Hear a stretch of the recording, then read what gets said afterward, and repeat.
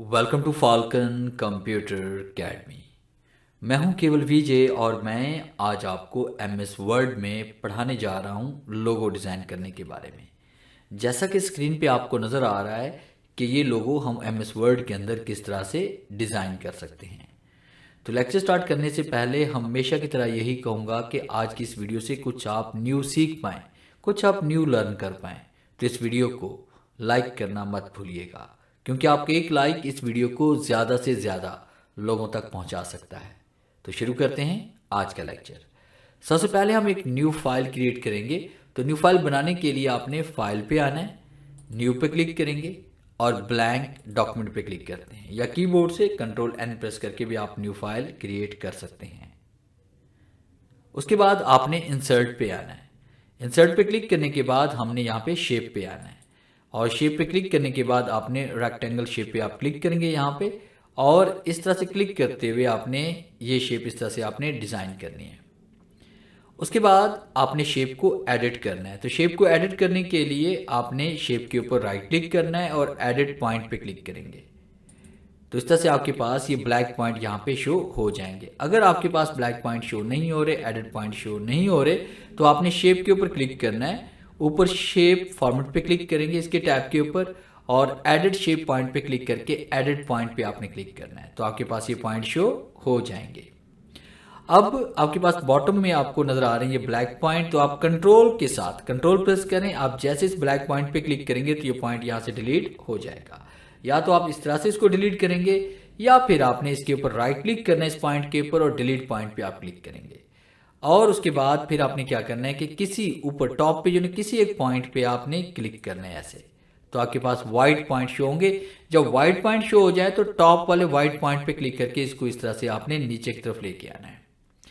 फिर उसके बाद यहाँ पे आपने जो लेफ्ट साइड पे पॉइंट है इस पे आप क्लिक करें, और यहाँ पे क्लिक करते हुए आपने ये शेप आपने इस तरह से डिज़ाइन करनी है ये।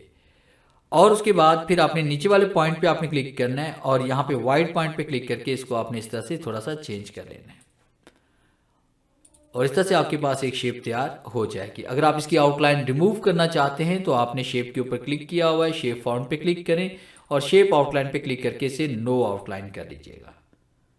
और फिर उसके बाद आपने यहाँ पे क्लिक करना है इसमें ओवल टूल पे, और उसके बाद शिफ्ट प्रेस करते हुए यहाँ से हमने ये शेप इस तरह से डिज़ाइन करनी है, और इसकी भी आउटलाइन को हमने यहाँ से नो आउटलाइन कर देना है। फिर शिफ्ट के साथ इन दोनों ऑब्जेक्ट्स को हम सेलेक्ट करते हैं और ऊपर शेप फॉर्म पे क्लिक करना है, फिर ग्रुप पे आएंगे और यहाँ पे ग्रुप पे क्लिक करेंगे। ये दोनों ऑब्जेक्ट्स आपके ग्रुप हो जाएंगे। उसके बाद फिर आपने यहाँ पे शेप पे आना है। शेप इफेक्ट पे आने के बाद आपने बीवल पे आना है। बीवल पे क्लिक करने के बाद यहाँ पे हमने ये वाला इफेक्ट्स में अप्लाई करना है। अपनी मर्जी से आप कोई भी इफेक्ट्स में सेलेक्ट कर सकते हैं जो आप अपनी शेप पे अप्लाई करना चाहते हैं, जैसे मैंने ये वाला सेलेक्ट किया है। अब उसके बाद इसी शेप पे आपने क्लिक करके रखना है, और जैसे हम देखें शेप पे क्लिक करते हैं और उसके बाद क्लिक करने के बाद आपने कंट्रोल प्रेस करना है, और उसके बाद देखिए हम पहले क्लिक करेंगे फिर उसका कंट्रोल प्रेस करेंगे तो इसकी कॉपी क्रिएट हो जाएगी। और पहले आपने क्लिक को रिलीज करना है, फिर उसके बाद आपने कंट्रोल को रिलीज करना है कॉपी क्रिएट करने के लिए। या फिर हम कीबोर्ड से कंट्रोल डी अगर प्रेस करते हैं तो किसी भी शेप के ऊपर तब भी इसकी डुप्लीकेट बन जाएगी। किसी भी कॉर्नर पे क्लिक करें, इसको इस तरह से आप यहाँ पे रिसाइज कर लें और यहाँ पे इसको एडजस्ट करें। रोटेट करना चाहते हैं तो इसको यहाँ से आप रोटेट भी कर सकते हैं ये। अब उसके बाद आपने शिफ्ट के साथ इन दोनों ऑब्जेक्ट्स को आपने सेलेक्ट करना है। फिर उसके बाद आपने ग्रुप पे आना और यहाँ पे ग्रुप पे क्लिक करेंगे और इसको इस तरह से आपने रिसाइज कर देना है। अब इसके ऊपर हमने एक दायरा इंसर्ट करना है। तो दायरा इंसर्ट करने के लिए हमने यहाँ पे इसी शेप पे हम क्लिक करते हैं, शेप फॉर्मेट पे के टैब पे आएंगे और फिर उसके बाद इंसर्ट शेप के ग्रुप से हमने यहाँ पर दायरा सेलेक्ट करना है, और शिफ्ट प्रेस करते हुए हमने यहाँ पे एक दायरा इसके मुताबिक इंसर्ट कर लेंगे ज़रूरत के मुताबिक, जैसे मैंने ये वाला किया। और इस तरह से सर्कल क्रिएट करने के बाद आप कीबोर्ड से कंट्रोल डी प्रेस करें, इसकी एक कॉपी क्रिएट हो जाएगी और यहाँ पे इस तरह से आपने इसको सेट करना है जैसे कि यहाँ पे ये नज़र आ रहा है। अब उसके बाद आपने शेप आउटलाइन पे क्लिक करना है, इसको हम कर लेंगे नो आउटलाइन यहाँ पे।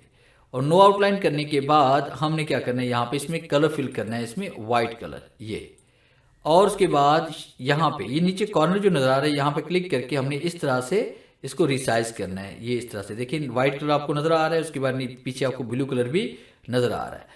तो ज़रूरत के मुताबिक आप इसको इस तरह से रोटेट भी कर सकते हैं, जहाँ से इसको आप शो करवाना चाहते हैं ये नीचे आउटलाइन को। ये इस तरह से हमने ये डिज़ाइन तैयार कर लिया ज़रूरत के मुताबिक।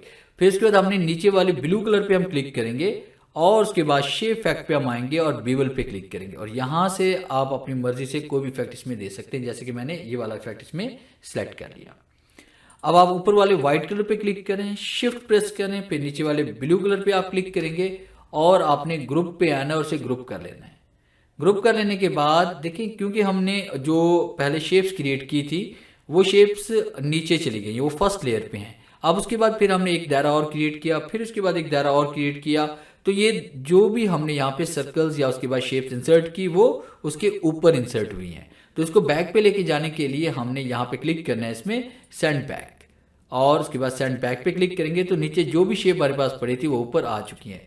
अगर आप रोटेट करना चाहते हैं इनको यहाँ से रोटेट भी कर सकते हैं अपनी ज़रूरत के मुताबिक। ये अब उसके बाद हमने क्या करना है कि यहाँ पे इसको रिसाइज थोड़ा सा कर लेते हैं ये, और उसके बाद अगर आप इसमें कोई स्टार वगैरह देना चाहते हैं, कोई भी इसमें और टेक्स्ट वगैरह राइट करना चाहते हैं वो भी हम यहाँ पे राइट कर सकते हैं। अगर यहाँ पे हम स्टार वगैरह देना चाहते हैं तो स्टार भी यहाँ पे दे सकते हैं। मैं इसको ज़रा रिसाइज कर लेता हूँ ताकि हम कम से कम स्टार यहाँ पे इंसर्ट कर सकें। ये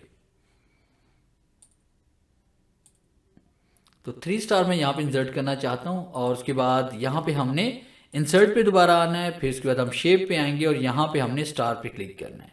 स्टार हमारे पास यहाँ टॉप पर भी पड़ा हुआ है और स्टार यहाँ से हम नीचे से भी ले सकते हैं, स्टार एंड बैनर से, और यहाँ पे हम क्लिक करते हैं। क्लिक करने के बाद ये इस तरह से मैंने एक स्टार यहाँ पे इंसर्ट कर लिया।